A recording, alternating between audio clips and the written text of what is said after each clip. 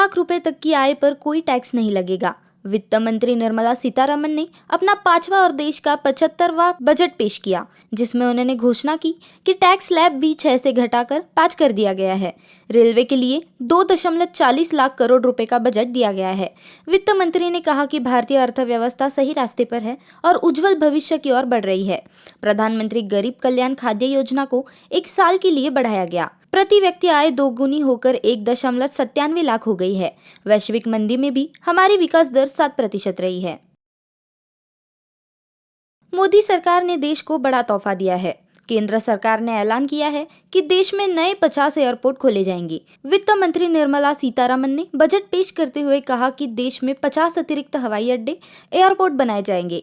इसके साथ ही सरकार उन्नत लैंडिंग को पुनर्जीवित करने का काम करेगी। सरकार ने 50 नए हवाई अड्डों को खोलने का ऐलान अपनी उड़ान योजना को और बढ़ावा मिलने की उम्मीद में तय किया है, जिसका उद्देश्य देश भर में क्षेत्रीय कनेक्टिविटी में सुधार करना है। बीजेपी से राज्यसभा सांसद और सीनियर एडवोकेट महेश जेठमलानी ने बीबीसी पर चीनी कंपनी से पैसा लेकर भारत विरोधी डॉक्यूमेंट्री बनाने का आरोप लगाया है। उन्होंने कहा, बीबीसी को चीनी कंपनी हुवेई ने मोदी की छवि खराब करने के लिए पैसा दिया है। अब बीबीसी चीनी एजेंडे को ही आगे बढ़ा रहा है। राष्ट्रवादी कांग्रेस पार्टी के विधान परिषद सदस्य अमोल मिटकरी ने स्वयंभू बाबा और बागेश्वर धाम के प्रमुख धीरेन्द्र कृष्ण शास्त्री से 17वीं सदी के संत तुकाराम पर की गई अपनी टिप्पणी के लिए माफी मांगने या नतीजे भुगतने के लिए तैयार रहने को कहा। सोशल मीडिया पर सामने आए एक वीडियो में शास्त्री यह कहते सुनाई दे रहे हैं कि संत तुकाराम की पत्नी उन्हें रोज डंडे से पीटती थी। मिटकरी ने सोमवार को कहा कि अगर इस मूर्ख को वारकरी संप्रदाय के बारे में नहीं पता है तो उसे बोलना भी नहीं चाहिए, वरना महाराष्ट्र में वारकरी उसे मुंह तोड़ जवाब देंगे। शिवसेना उद्धव ठाकरे गुट के नेता और राज्य के पूर्व मंत्री अनिल परब ने बीजेपी नेता किरीट सोमैया को बयान दिया है कि वह सोमैया को नाक घिसने पर मजबूर कर देंगे। उन्होंने सोमैया पर बिल्डरों को फायदा पहुंचाने के लिए काम करने का आरोप लगाया है। परब ने यह आरोप माड़ा द्वारा बांद्रा में कथित तौर पर परब का कार्यालय तोड़े जाने के बाद लगाया। परब ने कहा कि सोमैया का आरोप है कि तोड़ा गया कार्यालय मेरा है, लेकिन मेरा उससे कोई संबंध नहीं है। जो कार्यालय तोड़ा गया वह बांद्रा स्थित सोसाइटी का कार्यालय है। माड़ा ने इसका लिखित सबूत दिया है। इसीलिए माड़ा के जिस अधिकारी ने सोसाइटी को नोटिस भेजा है उसके खिलाफ भी कानूनी कार्रवाई की जाएगी।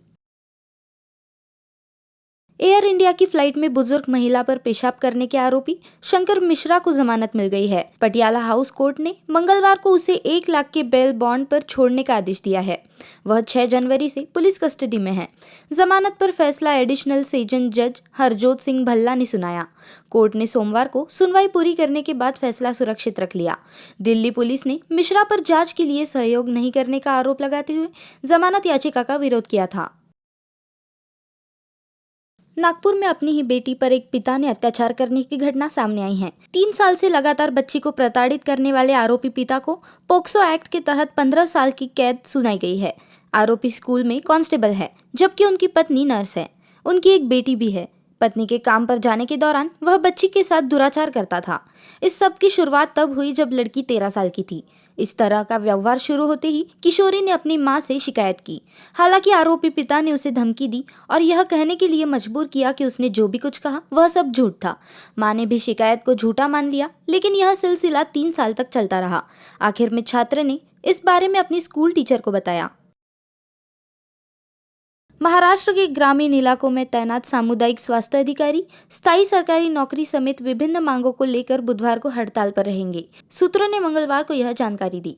उनकी अन्य मांगों में काम के बोझ को कम करना, समय पर मेहनता देना और राज्य सरकार द्वारा बीमा कराना शामिल है।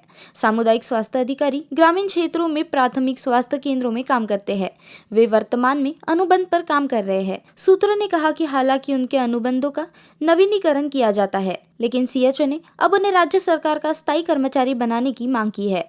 एक सरकारी डॉक्टर ने कहा कि 1 दिन की हड़ताल मरीजों को बुनियादी जांच प्रभावित होगी।